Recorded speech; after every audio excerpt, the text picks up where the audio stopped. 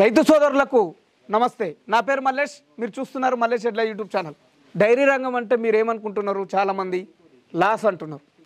ఇప్పుడున్న పరిస్థితుల్లో నాకు కూడా అట్లాగే అనిపిస్తుంది. కానీ నా పక్కన చూడండి, రైతన్న కృష్ణస్వామి గారు.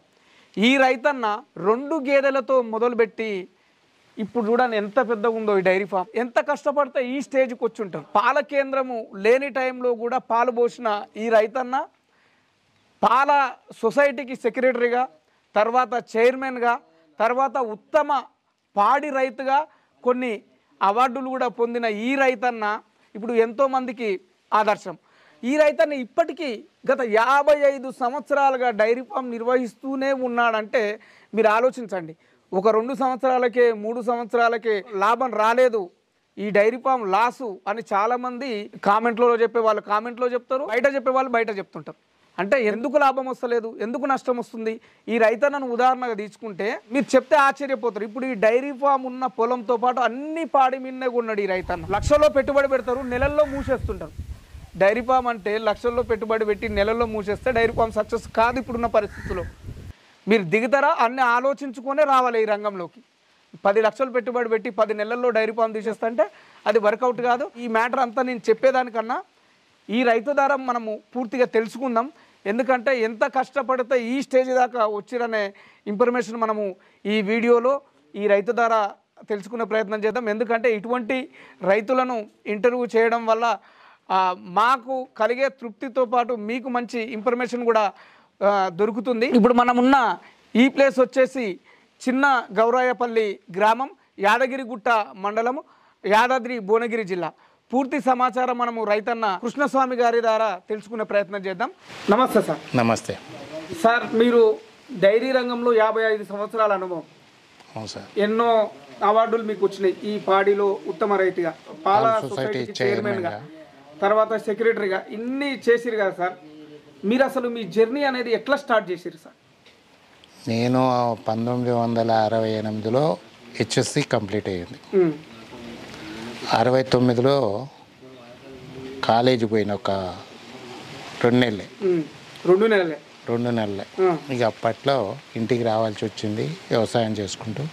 అప్పుడు ఏంటంటే కొత్తగా పాలు ఆలేరుకు తీసుకుపోతున్నారు. ఆలేరు విజయ డైరీ నడుస్తుండే. ఆ టైంలో మేము కూడా ఇక మాయో 2 గేదెలు ఉంటే ఇంకో 2 గేదెలు కొనుక్కొని ఆ పాలు తీసుకొని ఆలేరుకు పోయేది. దాంతోపాటు ఊళ్ళో కూడా ఇంకా కొంతమంది పాలు పోస్తే ఆ పాలను కూడా తీసుకొని పోయేది. తర్వాత 70 ఫుల్ ఎంప్లాయ్మెంట్ స్కీమ్ కింద లోన్ శాంక్షన్ అయ్యింది. 19,000 ఇచ్చిండ్రు గవర్నమెంట్. అయితే దాంట్లో 3,000 సబ్సిడీ వచ్చింది. మిగతా 15,000 లోన్ కట్టి బాకీ తీర్చుకున్నాం. అప్పుడు 5 ఆవులు కొన్నాం. ఇక దాంతోపాటు డెవలప్ అయ్యి ఒక 100 లీటర్లు పోసే పరిస్థితికి తీసుకొచ్చినాం. డైరీ డెవలప్ అయ్యింది. ఆ టైంలో ఇక్కడ ల్యాండ్ పాడి వ్యవసాయం దాని మీదనే ఈ ల్యాండ్ కొనుక్కున్నాం. ల్యాండ్ కొన్నాక 2020లో ఇక్కడికి డైరీ షిఫ్ట్ అయింది ఇంటి దగ్గర నుంచి. అంటే మీరు అప్పటి వరకు ఇంటి దగ్గరనే 24 ఏళ్ళు కఠోరంగా ఏముంది, కరెంటు రూములనే ఉన్నాం పరిస్థితి. అసలు మా సొంతూరు కమటంగూడెం. అంటే ఆంచెల్లి బావి దగ్గరికి షిఫ్ట్ అయినాం. బావి దగ్గర నుంచి 20లో ఇంటి దగ్గర ఇల్లు కట్టుకున్నాం. ఇక్కడ ఈ ల్యాండ్ కొని 20లో ఈ డైరీ ఫామ్ని ఇక్కడికి తీసుకొచ్చాం. అంటే మీరు పాడి ద్వారానే ఇదంతా డెవలప్ ఇది డెవలప్ చేసుకున్నారు, ల్యాండ్ కొనుక్కున్నారు, ఇల్లు కూడా దాని ద్వారా. 20 తర్వాత ఇక్కడ బోరేసి తర్వాత మెల్లగా డెవలప్ చేసుకుంటూ ఈ 29 ఎకరాల ల్యాండ్ కొన్నాం. ఇక్కడ దీన్ని అంతా అడవి. ఇక అడవిని మొత్తం సెట్ చేసి పొలం తయారు చేసినాం, షెడ్ వేసినాం, బోల్రు మొత్తం. ఇప్పుడు 30 ఎకరాలకు 30 ఎకరాలు నీళ్లు బారే పరిస్థితి ఉంది. ఇప్పుడు ఉంది. అంటే మీకు ఇప్పుడు ఒకవైపు వ్యవసాయం, ఒకవైపు డైరీ. దీంతోపాటు అప్పట్లోనే రఘునాథపురం విలేజ్ కిందకే వచ్చేది అక్కడ ఇల్లు. దాంతోపాటు రఘునాథపురం విలేజ్ పాల సొసైటీకి సెక్రటరీగా చేసిన, చైర్మన్గా చేసిన. చైర్మన్ 15 ఏళ్ళు చేసిన, సెక్రటరీ 12 ఏళ్ళు చేసిన. ఇప్పటికి కూడా డైరెక్టర్గా పనిచేస్తున్నాను. డైరెక్టర్ పనిచేస్తున్నా. ఇంకో 3 సంవత్సరాలు ఉంది కాలం. 3 సంవత్సరాలు. అంటే సార్ అప్పుడున్న పరిస్థితులకు మరి మీరు ఎంత కష్టపడితే ఈ స్టేజ్కి వచ్చి ఉంటారు సార్? ఎట్లా చేసారు అసలు? అప్పట్లో 2 గంటలకు లేచేది. 2 గంటలకు చేసి ఆ పాలతో పాటు బయట పాలు కూడా తీసుకొని పోయి ఆలేళ్ళ పోసాయి. వాళ్ళకి లీటర్కు ₹1.80 నుంచి రూపాయి కట్టించేది. మాకు ₹1.20 దాకా పడేది. ఆ కాలంలోనే ఈ మా డైరీ పెట్టుకొని మా ఆవులతోనే ఈ ల్యాండ్ కొన్నాం. ఈ ల్యాండ్ కూడా మేము పైసలుండి కొనలే, వాళ్ళు పిలిచిస్తే తీసుకున్నాం. అప్పుడు పిలిచిస్తే తీసుకొని చిట్టీల ద్వారా డబ్బులు కట్టినాం. కానీ ఒక్క పైసా కూడా బాకీ తెచ్చి కట్టలే. ఇదంతా ఆవు పాల మీదనే కొన్నాం. 97 నుంచి 2000 దాకా 4 ఏళ్ళల్లో 29 ఎకరాలు కొన్నాం. కానీ గ్రేటే సార్, ఎందుకంటే డైరీ వల్ల నష్టమే అంటుంటారు ఎక్కువ.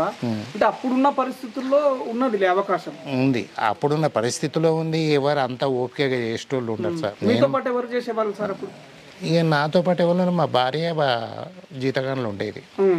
ఒకరినో ఇద్దరినో పెట్టుకుంటే వ్యవసాయం చేసేది, ఇది వచ్చేది. వ్యవసాయంలో కూడా మాకు మా పక్క వాళ్ళు అందరూ మా పెదనాయన కొడుకులు అందరు హైదరాబాద్ వెళ్ళిపోతే వాళ్ళ ల్యాండ్ కూడా మాకే ఇచ్చిపోయాను. మా పశువులన్నీ మేము కౌలుకు. ఇప్పుడు ప్రజెంట్లో 1500కి ఎకరం, 30 ఎకరాలు ఇప్పుడు నాకు కౌలు ఉంది వదలడానికి. పంట ఎవరు పండిస్తున్నారు సార్, ఎవరు చేసేటోళ్ళు లేరు. మెట్ట పంటలు పండించేది అప్పట్లో. 10 ఎకరాలు జొన్న వేసేది, 10 ఎకరాలల్లో మన కంది వేసేది. జొన్న కోసుకున్నాక కంది వచ్చేది. తర్వాత దాంట్లో తీగ పెసరు అని దొరికేది, ఆ తీగ పెసరు కూడా వేసేది. 3-4 క్వింటాల పెసలు కూడా పండేది. ఆ పెసలను అంత పప్పు చేసి ఆవులకే పెడదాం. అంటే మీరే పండించుకొని మీరే ఆవులకు పెట్టేవాళ్ళం సార్. ఇప్పుడున్నంత దానాలు అప్పుడు ఉండేవి కాదు కదా, బయట ఉండేది కాదు. మరి అప్పుడు ఎట్లా ఇచ్చేవాడు సార్? ఇచ్చేవాళ్ళ దానా సెంటర్ దానా వచ్చేది అప్పట్లో. అది 68లోనే భువనగిరి ఫ్యాక్టరీ స్టార్ట్ అయింది. మహబూబ్ నగర్లో కూడా ఒకటి ఉంది, గద్వాలో ఏమో. ఇది బ్రహ్మానంద రెడ్డి కాలం వల్ల ఆయన ప్రారంభోత్సవం చేసిపోయింది ఫ్యాక్టరీ. ఇప్పుడు మూతపడ్డది పరిస్థితి. ఇప్పుడు మూతపడ్డాయి. అప్పుడు ఆ దానా ఇచ్చేవాళ్ళు? మేము ఇచ్చేది ఆ దానా హైదరాబాద్ కూడా వాళ్ళు మిలిటరీ వాళ్ళకి పోయేది. మిలిటరీ డైరీ ఫామ్కు 2-3 డిస్ట్రిక్ట్లకు సప్లై చేసిండు. డివైడ్ చేసి మదర్ డైరీకి ఇచ్చిండు. మదర్ డైరీకి వచ్చినాక దాన్ని వీళ్ళు మెయింటైన్ చేయకుండా అయిపోయింది. ఇప్పుడు 2 సంవత్సరాల నుంచి మూతపడ్డది. ఇంత సక్సెస్ఫుల్గా రన్ చేస్తున్నారు, ఇప్పటికీ రన్ చేస్తున్నారు. సరే, ఇప్పట్లో ఉన్న పరిస్థితుల్లో అప్పటంతా మిగలకపోవచ్చు, మీకున్న అనుభవంలో ఎంతో కొంత మిగులుతుంటది. మరి ఇప్పుడు వచ్చే రైతులు ఎందుకు ఈ రకంగా సక్సెస్ కాలేకపోతున్నారు అనుకుంటున్నారు? వాళ్ళు ఓన్గా అంత పని చేయలేకపోతున్నారు. పని చేసిన వాళ్ళకి ఇట్లా డెవలప్ అవుతుంది, బతుకుతున్నారు ఓన్గా. ఇవాళ బీహార్ జీతగానే పెట్టుకుంటాం, వాడు జనం వచ్చి పంటాడు. దాన్ని పాలు విండేటోళ్ళు లెవెల్ కావాలి సార్, స్వతహా వండుకోవాలి. నేను కూడా ఒక్కొక్క రోజు 100 లీటర్లు ఉదయం 100, సాయంత్రం 100 పిండిన. ఇప్పటికీ చేస్తున్నారా సార్ పని మీరు? ఇప్పటికంటే వ్యవసాయం మెయింటైన్ చేస్తున్నా కానీ పాలు పిండుతలేదు సార్, కూర్చుంటలే వస్తుంది. జీతగాలని పెట్టుకున్నారు ఇప్పుడు? జీతం మీకు 69 అంటే ఇప్పుడు ఎంత ఉంటుంది సార్ మీ ఏజ్? ఇప్పుడు 74 సంవత్సరాలు. ఇప్పుడు ఇంకా మీరు ఇట్లా మీ పనులు మీరు చేసుకుంటున్నారంటే గ్రేట్. 74 1950. అయితే సార్, మరి అప్పటికి ఇప్పటికీ ఆవుల విషయంలో, ఈ ఫీడ్ విషయంలో చాలా తేడాలు వచ్చినాయి. ఇప్పుడు ఎక్కువ మొత్తంలో మనం ఖర్చు పెట్టవలసి ఉంటుంది దానికి కానీ. వాటిని ఎట్లా తగ్గించుకునే అవకాశం ఏమైనా ఉన్నదా? అప్పుడు 5,000కు కొన్నావు, ఇవాళ 1,30,000 ఉంది రేటు. అవే సార్, అవి తగ్గించుకోవడానికి మనకి ఏమైనా అవకాశం ఉన్నది? మన ఓన్గా పెంచుకోవాలి. 90% మన ఈ దుడ్డియే రావాలి. ఫీడ్ విషయంలో సార్? ఫీడ్ విషయంలో కూడా పచ్చిగడ్డి కంపల్సరీ పచ్చిగడ్డి ఉండాలి.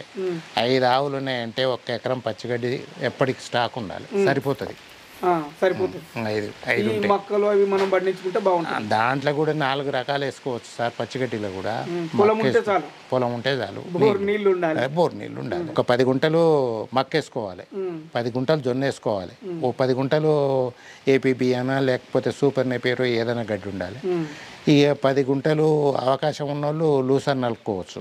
అయితే మా దగ్గర లూసర్నికి ఏంటంటే పాస్తీగ్ ఉంది. ఇదంతా వెనకట కంచె, ఇప్పుడు ఆ ఏనుగుల పంట ఉంది. మేము వేసినామంటే ఆ పాస్తీగ్ వచ్చి మొత్తం లూసర్ను ముంచేస్తారు. అందుకే మేము వేస్తలేము, అది పెరగనియ్యదు. ఏది పోయిందంటే కథమే. కాబట్టి కంపల్సరీ పచ్చిగడ్డి ఉండాలి ఇప్పుడున్న పరిస్థితుల్లో. ఎవరు పచ్చిగడ్డి పెంచుకొని ఆవులు కొనుక్కొచ్చుకో. ఆవులు కూడా ఎక్కడనో పోయి తెచ్చుకునే వాళ్ళకి మనకు దగ్గర మార్కెట్లను డాక్టర్ని తీసుకుపోయో లేకపోతే ఓ రైతుని తీసుకుపోయో నచ్చినవి చూసుకొని తెచ్చుకోవాలి. ఇప్పుడున్న పరిస్థితుల్లో రోగాలు కూడా ఎక్కువనే లేవు. ఇప్పుడు నేనే ఓన్ ట్రీట్మెంట్ చేసుకుంటా. ఎమర్జెన్సీ ఏదైనా ఉంటేనే డాక్టర్ని పిలుస్తా. తెలుసు. నాకు గవర్నమెంట్ 18 రోజులు ట్రైనింగ్ ఇచ్చింది. కంపల్సగల చేసిన ట్రైనింగ్. అప్పట్లో 33 మందికి ఇచ్చిండ్రు. 33 మంది, అందులో మీరు ఒకరు? నేను ఒక్కని. అందరు పోయిండ్రు, నేను ఒక్కనే మిగిలిన. ఇప్పుడు టోటల్గా సార్ ఈ వైపు ఆవులు ఉన్నాయి, అటువైపు మన గేదెలు ఉన్నాయి. ఎన్ని ఉంటాయి సార్ అన్ని కలిపి? ఇప్పుడు 24 ఉన్నాయి సార్. 24 ఉన్నాయి. ఈ 24 గేదెలకు ఆవులకు మీరు ఎంత ల్యాండ్లో గడ్డి నాటుకున్నారు సార్? ఇప్పుడు మాకు ప్రజెంట్లో 2 ఎకరాలు నాటిన గడ్డి ఉంది. సరిపోతుందా సార్? ఒక పూటకు సరిపోద్ది, ఒక పూట ఎండుగడ్డి వేస్తాం. ఎండుగడ్డి బయటికి ఏమన్నా ఇస్తారు? ఇప్పటికి బంద్ అయింది. జూన్ నుంచి ఎప్పుడు ఫిబ్రవరి దాకా మేషి వచ్చేది. ఈసారి జనవరికి కథం అయిపోయింది. దానాలు ఇస్తున్నారా సార్? దాన కంపల్సరీ. ఎన్ని రకాలు ఇస్తున్నారు ఇప్పుడు? మేము 4 రకాలు ఇస్తున్నాం. ఇప్పటికి 4 రకాలు ఇస్తున్నాం. సెంటర్ దానా ఒకటి, పత్తి చెక్క, కందిపొట్టు, పోతే మక్క. మరి అప్పుడు దానాలు ఇచ్చేవాళ్ళు, ఇప్పుడు దానాలు ఇచ్చేవాళ్ళు. ఇప్పుడు పాలకు కూడా కొంచెం అప్పటితో పోల్చుకుంటే రేటు పెరిగింది, కానీ ఇప్పుడు రైతులు మిగులుతలేవు అంటున్నారు. ఎందుకు సార్? ఇప్పుడు కందిపొట్టు 3200 క్వింటలు కాలి పొట్టే. రైతు అమ్మితే 5000 కందులు, 5000, 6000. మరి పప్పు తీసుకున్న పొట్టుకే 32-34 రూపాయలు అయినాక ఇక ఈ రైతుకి ఏముంటుంది సార్? లీటర్కి నీకు 34 వస్తుంది. చెప్పు, రేట్ ఏమి ఎక్కువ ఉంది? గోధుమ పొట్టు అదే 2400, 2500కు క్వింటలు పొట్టే, పిండి కాదు. మరి అది తెచ్చి పెడుతున్నాం రైతుకు. 25 రూపాయలు అంటే అంతే, 30 రూపాయలు, యావరేజ్లో 40 రూపాయలు దానా పడుతుంది. మీరు ఇక్కడ వచ్చే పాల రేటుకు, లీటర్ పాల రేటు ఆడ 90% మన దానకే పోతుంది. నష్టాలు. ఇప్పుడు పెద్ద ఆవులు కదా సార్, అదే లోకల్ ఆవులు భూమి మీద వచ్చి భూమి మీద గడ్డి తింటే అది 5-6 ఇస్తుంది, పేట ఎక్కువ వస్తుంది, ఆవు కూడా గట్టిగా ఉంటుంది. ఇవన్నీ హైబ్రిడ్ పెద్ద జాతి ఇది వచ్చేటరకు వీటికి తిండి పెట్టకపోతే పని చేయదు. ఇవి 20 లీటర్లు ఇస్తుంది. 2 రోజులు మామూలు గడ్డేసి మామూలుగా మేపితే 10 లీటర్లకు వస్తుంది. ఉండాలి. నీ మెయింటెనెన్స్ ఉంటేనే అవి పాలిస్తాయి. వడ్లగిరిని మీదికెళ్ళి వడ్లు వస్తే కిందికెళ్ళి బియ్యం వెళ్తాయి. వాటికి కూడా సరిపోని పెడితేనే మనకు పాలిస్తాయి. ఇప్పటికీ మీరు వీటికి కూడా మినరల్ మిక్చర్, కాల్షియం అన్నీ ఇస్తున్నారు. ఈ షెడ్డుకు గడ్డికి టోటల్గా ఈ డైరీ కోసం మీరు పెంచింగ్ చేసుకున్నారు కదా, ఈ డైరీ కోసం మీరు కేటాయించుకున్న పొలం ఎంత సార్? దీని గురించా? అంటే ఈ షెడ్ గురించి ఇటు ఉన్నది 1 ఎకరం ఉంటుంది సార్. 2 ఎకరాల గడ్డికి షెడ్ గురించి 1 ఎకరం, అంటే 3 ఎకరాలు. 3 ఎకరాలు వీటి కంటిన్యూగా ఉంటుంది. వచ్చే ఎండుగడ్డి ఉంటుంది కదా, బయట జొన్న వేస్తే సొప్ప కూడా వస్తుంది. వెంటపోయిన సంవత్సరం నుంచి అన్ని బంద్ అయినాయి. అదే మీరు పోస్తున్న పాలకు ఆదాయానికి సరిపోతుందా సార్? అక్కడికక్కడికి అవుతుంది. అక్కడికక్కడికి అవుతుంది. అంటే జీతగాళ్ళు ఎక్కువ మంది ఉన్నారా సార్? 3 జీతగాళ్ళు. అది ఎందుకంటే అప్పుడు మీరు ఓన్గా చేసుకున్నారు కాబట్టి మీకు ఎక్కువ జీతగాళ్ళు ఎక్కువైనారు కాబట్టి ఇప్పుడు వాళ్ళకే 50,000. 50 పోతే ఉంటాయి సార్. ఇప్పుడు 150 వస్తున్నాయి, 50 వాళ్ళ జీతాలకు పోతున్నాయి. వీటి మందులు దానులకు 1,00,000 పోతుంది. రోజుకు 150 అవుతున్నాయి. 75 1,50,000 వస్తుంది. దానికి ఇప్పుడు కనీసం 50 రూపాయలు ఇవ్వకపోతే ఎట్లా సార్? 50 లేదు, 40 అన్న ఇచ్చినా బాగుండేది. పాల రేటు పెరిగితే బాగుంటుంది అనేది మీ ఉద్దేశం. ప్రైవేట్ వాళ్ళు ఇస్తున్నారు, గవర్నమెంట్ ఇస్తలేదు. గవర్నమెంట్ 3 రూపాయలు పెంచితే ప్రైవేట్ వాళ్ళు పెంచుతున్నారు. వాళ్ళు పెంచారు, ఎప్పుడు వాళ్ళు తగ్గిస్తే వీళ్ళు తగ్గిస్తారు. ఇప్పుడు ఎట్లుంది సార్ మరి మీకు డైరీ ఫామ్? అంటే లాభాలు లేకపోవచ్చు, కొత్త రైతులు కూడా వస్తున్నారు. మీలాంటి రైతులను చూసి వాళ్ళు ఇన్స్పైర్ అయ్యి మనం పెట్టుకుందాం అనే ఆలోచన ఉంటుంది. ఏమన్నా ఓన్ చేసుకుంటేనే వస్తుంది సార్, లేకపోతే లేదు. ధన్యవాదాలు సార్, చాలా మంచి సమాచారం తెలియజేసారు. ఇది రోజటి వీడియో. ధన్యవాదాలు. నమస్తే సార్. నమస్తే.